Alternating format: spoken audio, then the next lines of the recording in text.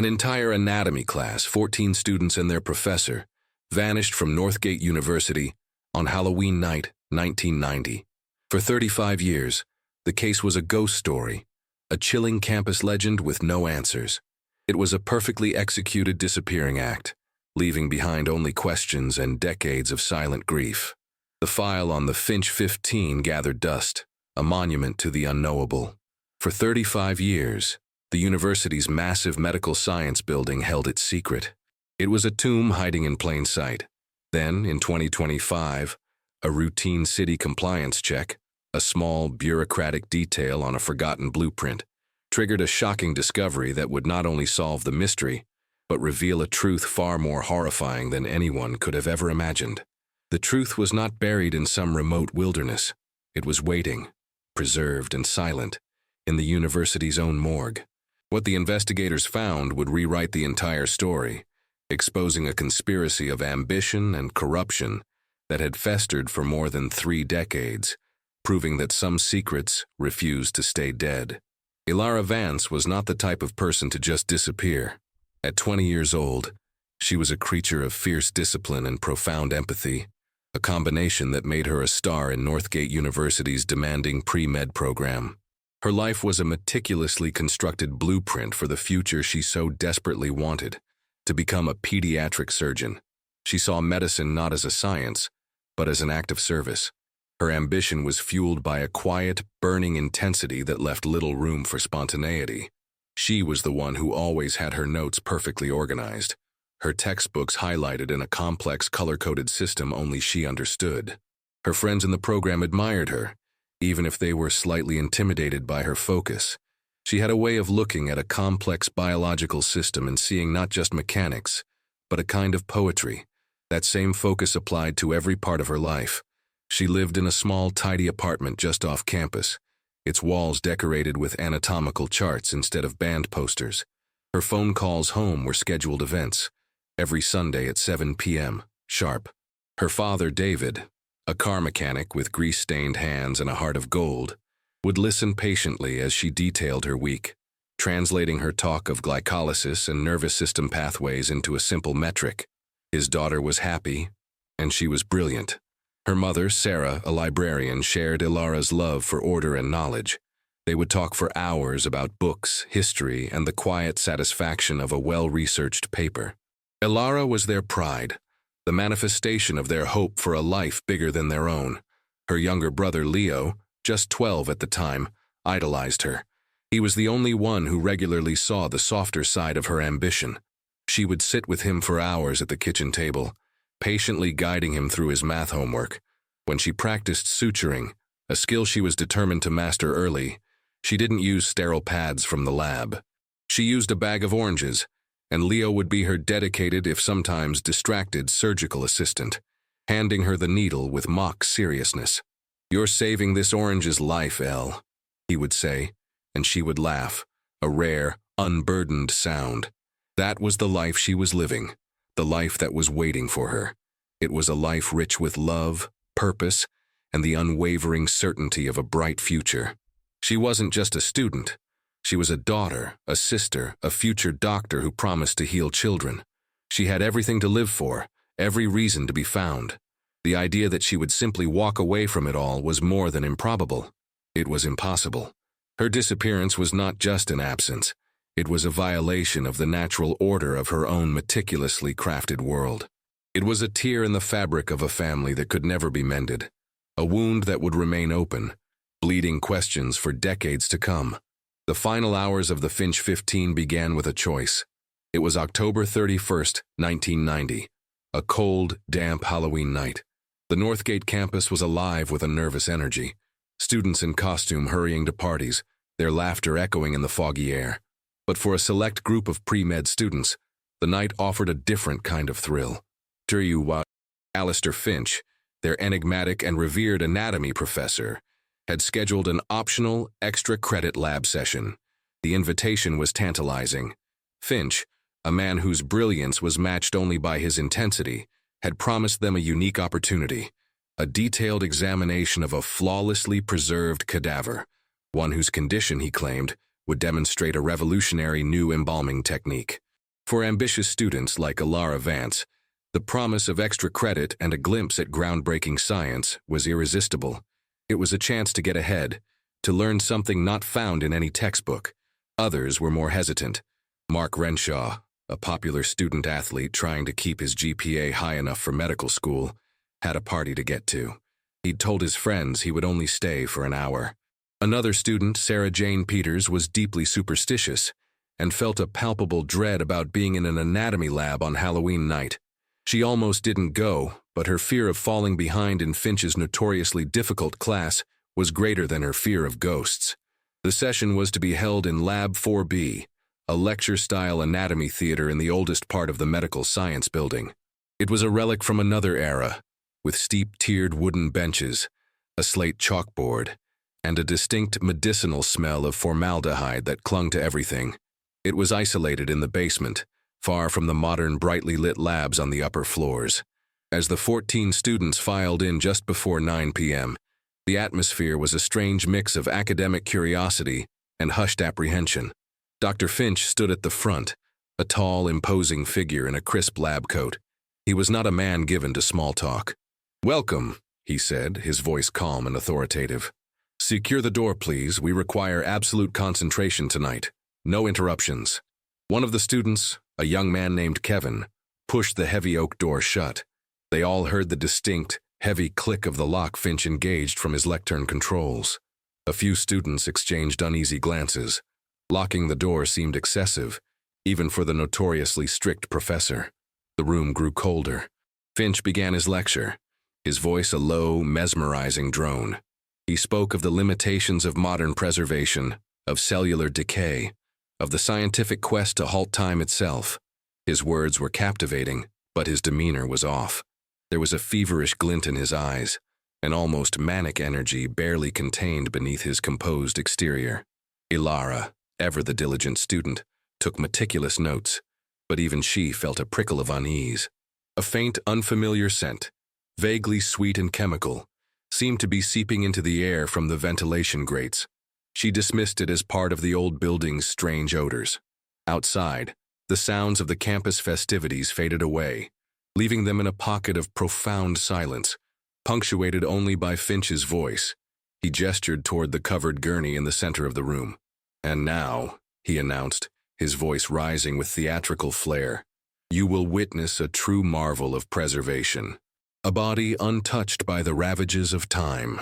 He reached for the sheet, a thin smile playing on his lips. It was the last thing any of them would ever see.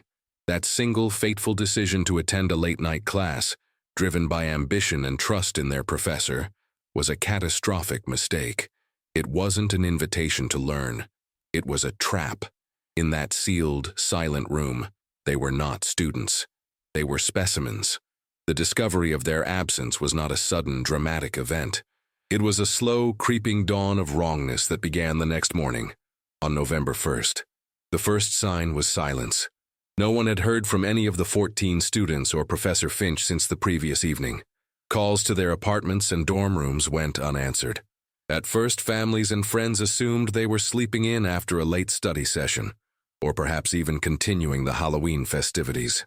But as morning bled into afternoon, this casual assumption began to curdle into a low-grade anxiety. Alara Vance's parents, David and Sarah, felt it first. Their 7 p.m. Sunday call was a sacred ritual.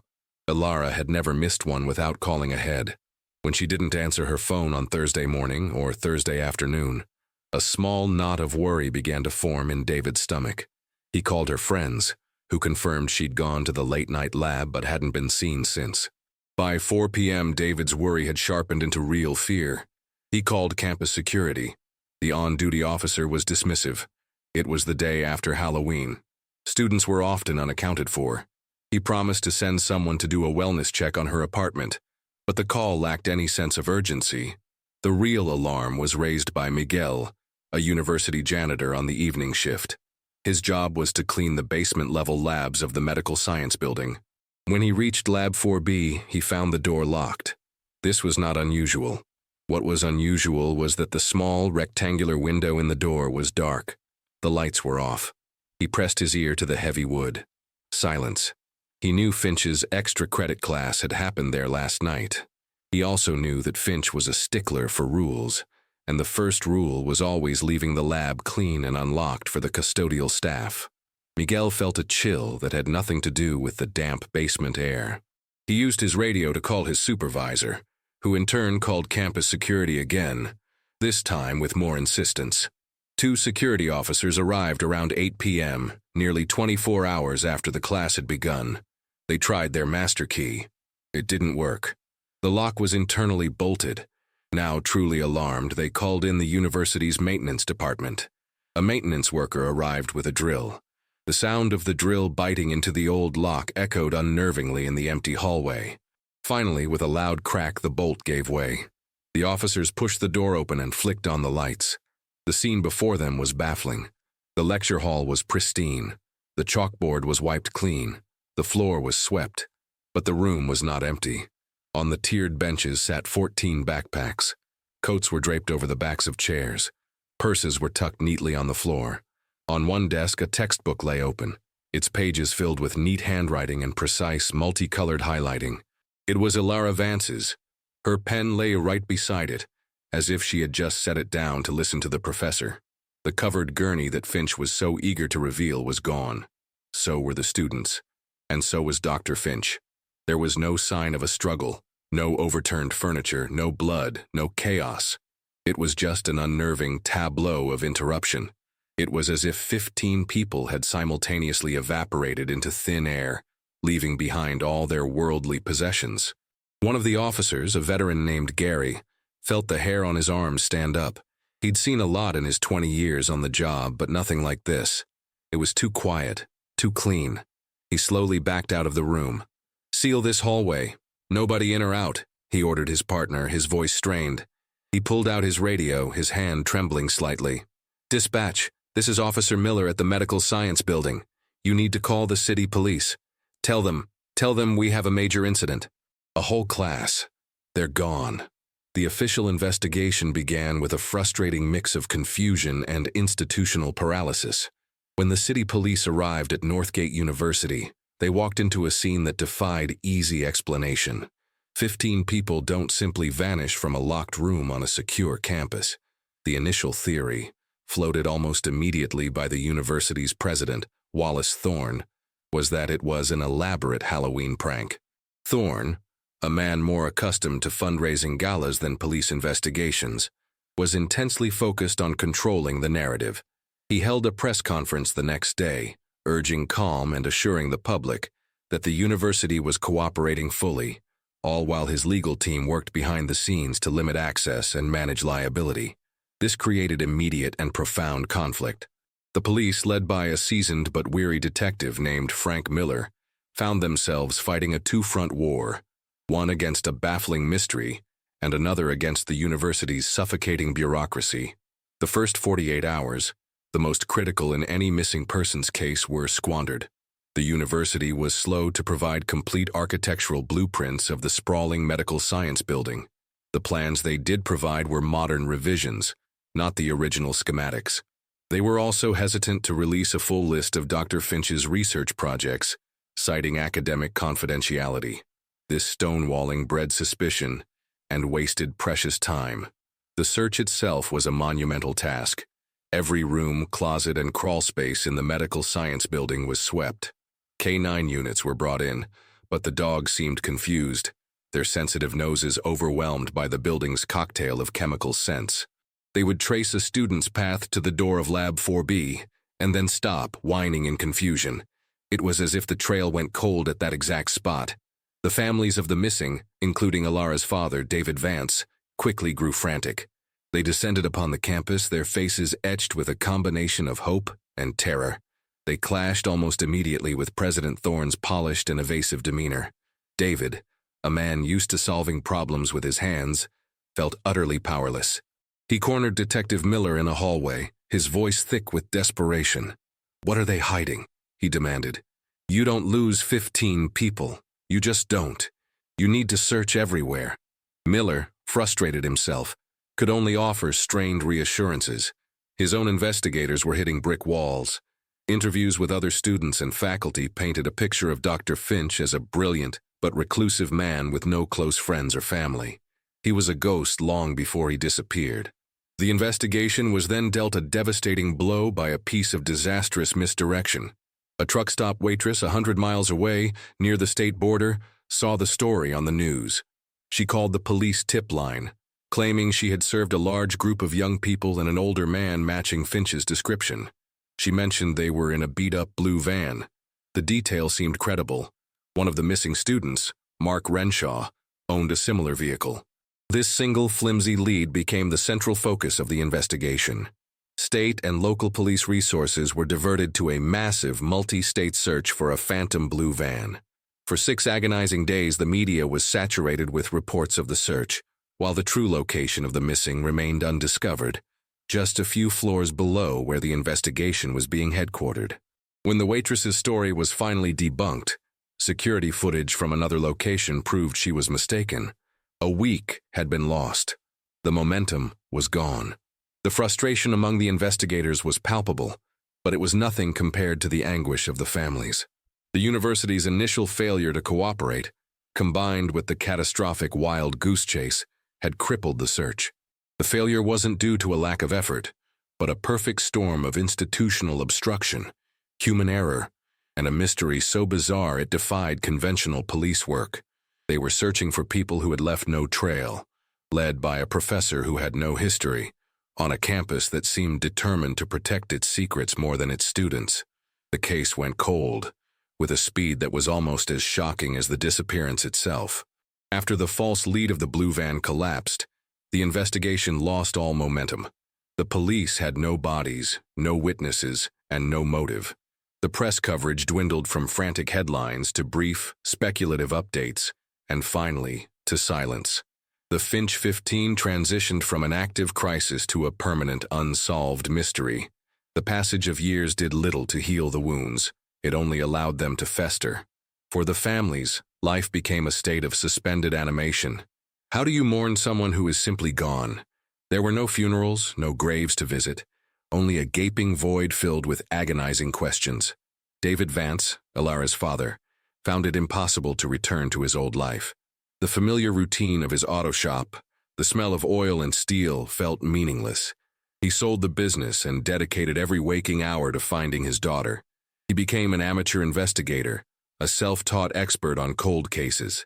His small house became a command center, its walls covered in maps, timelines, and photos of the 15 smiling faces, frozen in 1990.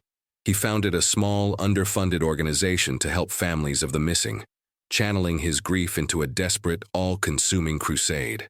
His wife, Sarah, retreated in the opposite direction. The librarian who had once found comfort in the order of books could no longer bear the silence of the stacks. She quit her job and sank into a quiet, profound depression, a ghost in her own home, haunted by the memory of a daughter who was everywhere and nowhere at once.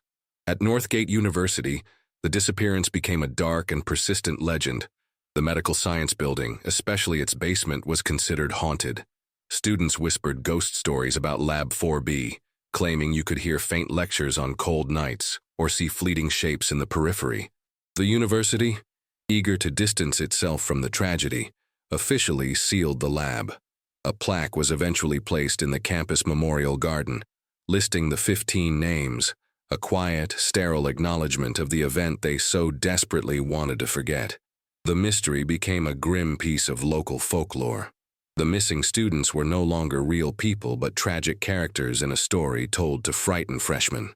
They were Northgate's sleeping beauties, locked away in some unknown place eternally young. Over time, the story solidified, becoming a permanent part of the town's identity, a shorthand for the inexplicable.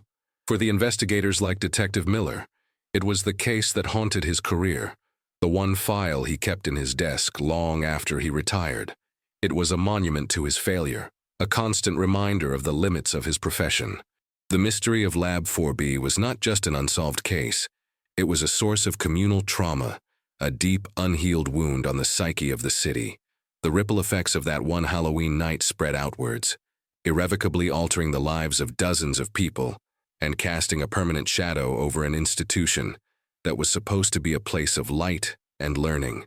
The hope that had burned so brightly in the initial days had long since been extinguished, replaced by a cold, hard resignation. The truth, it seemed, was buried forever. For 35 years, the truth remained buried under layers of time, grief, and institutional silence. The catalyst that finally brought it to light was not the result of brilliant detective work or a long-awaited confession. It was the mundane, inexorable march of progress.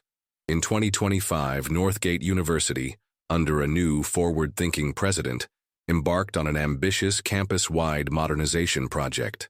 Several of the older, less efficient buildings were slated for demolition, including the infamous Medical Science Building.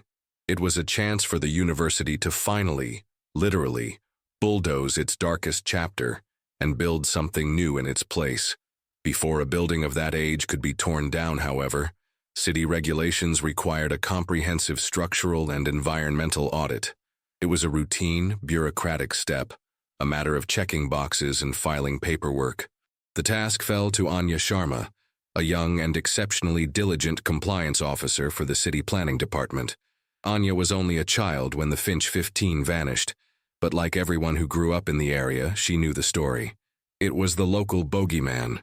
Her job was to cross-reference all existing blueprints of the building with a physical inspection to check for hazardous materials like asbestos or lead. The university provided her with a thick file of schematics, the most recent ones updated in the late 1990s.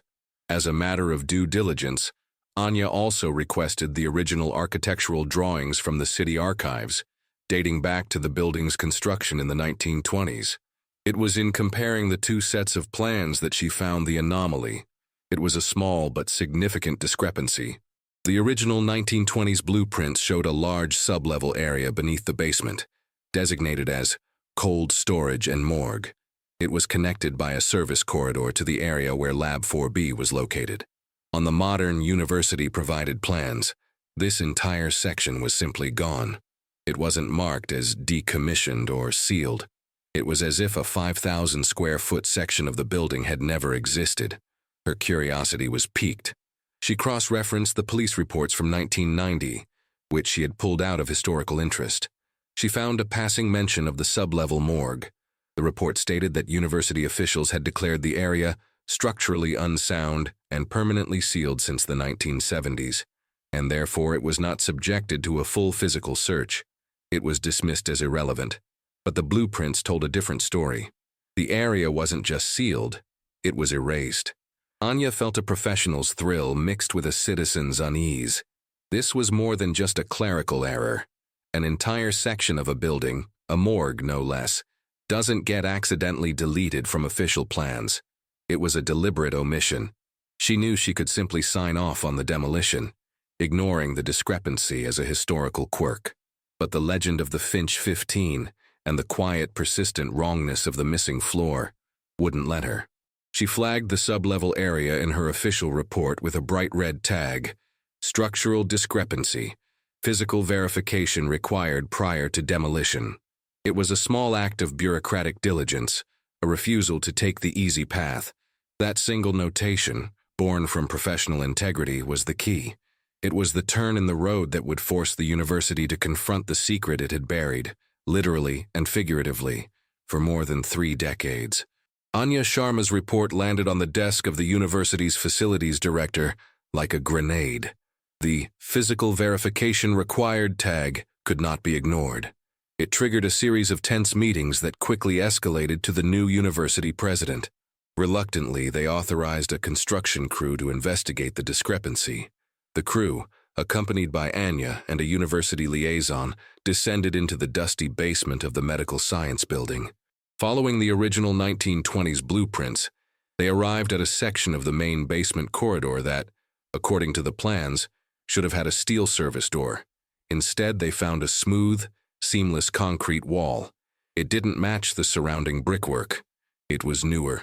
The construction foreman ran a stud finder over the surface. It beeped erratically. "There's a void back there," he said, his voice echoing in the cavernous space. "It's not a support wall. It was put here later." The decision was made to breach it. The crew set up their equipment, and the high-pitched whine of a concrete saw filled the air, a sound that seemed to be cutting through time itself. After an hour of grueling work, they broke through. A cloud of stale, stagnant air billowed out, carrying a faint antiseptic smell. Behind the wall was a dark, narrow hallway, just as the old plans had shown. It was covered in a thick blanket of dust, undisturbed for decades. The team proceeded cautiously, their powerful flashlights cutting through the oppressive darkness. At the end of the short corridor was another door, this one made of heavy, riveted steel, with a large wheel for a handle. It looked like the entrance to a bank vault or a submarine. It was the door to the old sub-level morgue. It was unlocked. The foreman put his shoulder into the wheel. With a groaning shriek of protesting metal, it turned. He pulled the heavy door open. The room beyond was dark, but not silent. A low, persistent electrical hum emanated from within. One of the crew members found a light switch. A series of cold, fluorescent lights flickered on, bathing the space in a sterile, blue-white glare. The sight that greeted them was beyond all comprehension. This was no dusty, forgotten morgue from the 1920s. The room was a state-of-the-art laboratory, clean and organized. And lining the walls were 15 sleek, futuristic pods. They were made of gleaming stainless steel and thick, tempered glass, looking like something from a science fiction film. They were humming with power, connected by thick cables to a massive, silent generator in the corner of the room. This technology was decades ahead of its time. It shouldn't have existed in 1990. Anya Sharma approached one of the pods, her heart hammering against her ribs. She wiped away a thin layer of condensation from the glass panel, and she screamed. Inside, floating in a pale, translucent fluid, was a young woman. Her eyes were closed, her face peaceful. She looked as if she were merely sleeping. On a small digital plaque at the base of the pod was a name, Ilara Vance. They moved from pod to pod, a growing sense of horror dawning on them. Each one contained a body, the missing students, Mark Renshaw, Sarah Jane Peters, all of them perfectly preserved, their youth captured in these horrifying glass coffins. In the final, most prominent pod at the far end of the room was Dr. Alistair Finch himself. He was not a victim, he was the collection's centerpiece. The scene was not a tomb, it was a showroom. This wasn't a place of death, it was a museum of stolen life. The police were called immediately, and this time there was no bureaucratic delay. A full forensic team descended on the secret lab, treating it as the most bizarre crime scene in the city's history. In a small adjoining office, they found Finch's personal effects, and in a locked desk drawer, they discovered a series of leather-bound journals. The first entry was dated October 31st, 1990. As the lead investigator began to read, the 35-year-old mystery of what happened to the Finch 15 was finally, horrifically, solved. The why was laid bare in the elegant, looping script of Dr. Alistair Finch's journals. It was a story not of a crime of passion or a kidnapping gone wrong, but of a chilling, godlike ambition. Finch was a genius, but his brilliance was untethered from morality. For years he had been secretly working on a single obsessive project, achieving perfect long-term human stasis. He wasn't just trying to improve embalming, he was trying to conquer death itself. His goal was to develop a method of cryopreservation that avoided the cellular degradation, the ice crystal damage, that plagued mainstream science.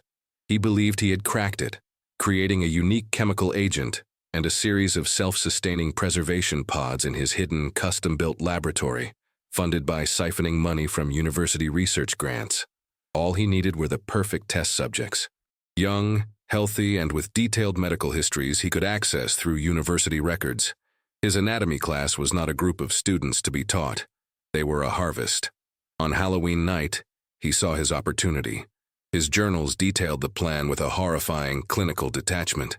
The optional lab session, the locked door, the rare cadaver that never existed. It was all theater.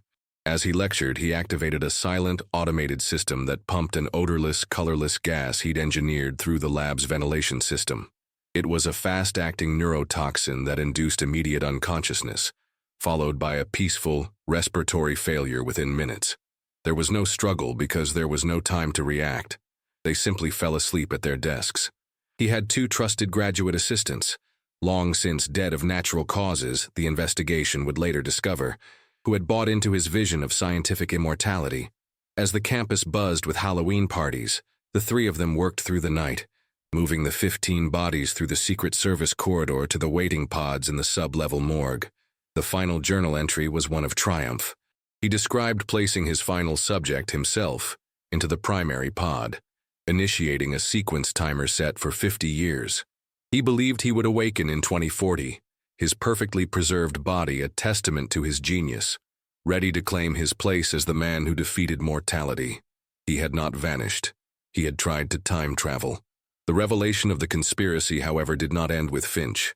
The forensic accounting of his laundered grants led investigators to a damning paper trail, one that pointed directly to the highest levels of the 1990 university administration. The primary signature on the suspicious financial transfers belonged to one man, Wallace Thorne, the former university president. Now a frail man in his late 90s living in a luxury retirement community, Thorne was confronted by detectives.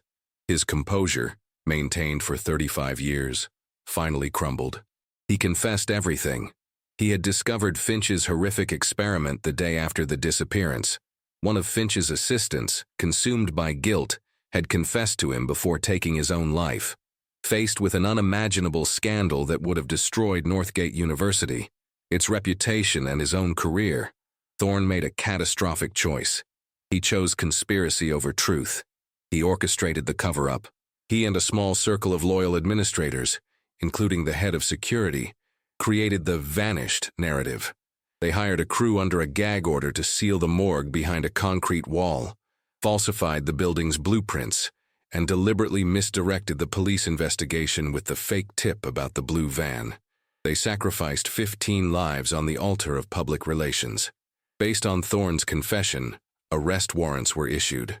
He was charged with 15 counts of accessory to murder and obstruction of justice. Two other surviving members of his inner circle, both in their 80s, were also taken into custody. The aftermath was a legal and media firestorm. The story was no longer about a mysterious disappearance.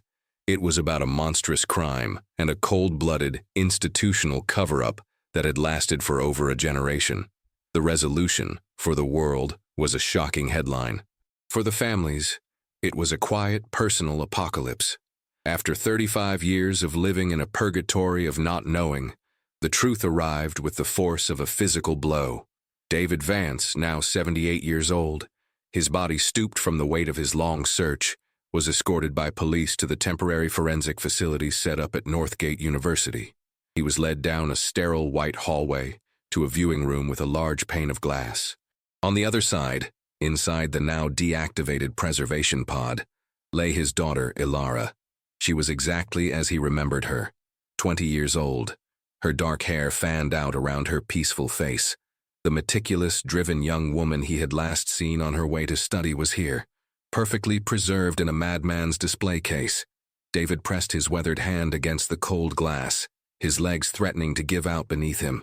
A single choked sob escaped his lips. He had found her. The promise he had made to his wife Sarah on her deathbed years earlier, the promise that had fueled his entire existence, was fulfilled. But the reality of it was an exquisite torture. This was not the reunion he had allowed himself to dream of in his darkest moments. This was not a rescue. It was a confirmation. Grief, sharp and overwhelming, washed over him, a fresh agony layered on top of the dull, chronic pain he had lived with for decades.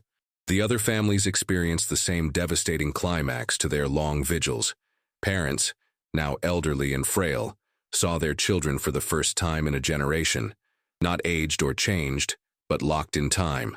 Siblings, now middle-aged with children of their own, looked upon the faces of the brothers and sisters they had outlived, but never been able to bury. There was relief, a profound and welcome end to the crushing weight of uncertainty. But that relief was inextricably mixed with a fresh wave of horror at the clinical, calculated nature of the crime. Their loved ones weren't just murdered, they were curated. Over the next few weeks, the bodies were carefully removed from their pods. Funerals were finally held. 35 years late, eulogies were given and graves were dug. David Vance stood at the burial of his daughter, a man hollowed out by his journey. The end of the search had not brought peace, but a terrible clarity. He had spent his life looking for a ghost, only to find a specimen. The human element of the story, long overshadowed by the mystery, now took center stage. It was in the quiet moments, the shared tears of families who had become a tight-knit community of survivors, the painful process of sorting through belongings, left in a dorm room in 1990, the final heart-wrenching act of saying goodbye. The case was closed, but for those who had lived it, the emotional closure would be a far longer and lonelier road. The legacy of the Northgate University case extended far beyond the campus grounds. It became a global cautionary tale, a chilling exploration of the darkness that can hide behind the most respected facades. The story of the Finch 15 was no longer a simple mystery. It was a profound indictment of unchecked scientific ambition and the corrupting influence of institutional self-preservation. It forced a painful public conversation about the nature of evil. Was Dr. Finch simply a madman? Or was he the logical product of a system that prizes genius above all else, often ignoring the moral vacuums in which that genius can operate? The more disturbing question, however, was about the actions of President Thorne and his administration.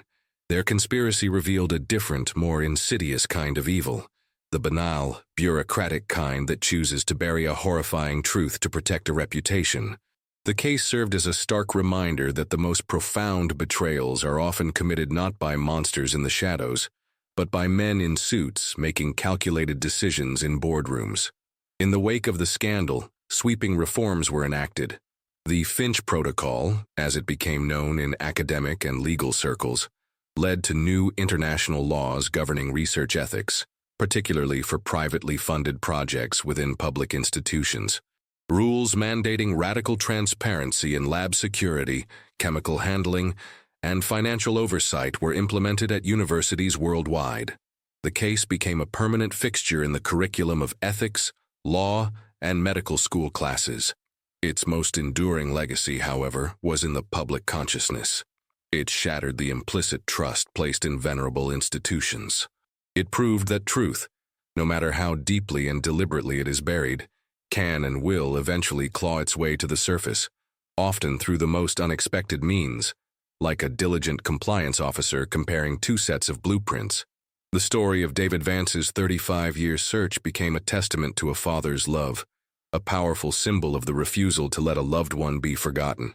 It was a human story that transcended the lurid details of the crime, a narrative about the power of a single promise in the face of an unimaginable void. 15 people, preserved for 35 years, were not victims of a random, inexplicable event, but of a meticulously crafted conspiracy. A brilliant professor's monstrous ambition and a university's cold-blooded cover-up locked the truth away in a silent, humming tomb for decades. It was a perfect crime that was, in the end, unraveled by a simple, dutiful act. If this story of a terrible secret and a promise finally fulfilled struck you, please like, share, and subscribe for more true crime mysteries that expose the truths hidden just beneath the surface. We want to hear from you. Tell us in the comments what you believe is the most shocking part of this case: the scientist's diabolical plan or the university's 35-year lie.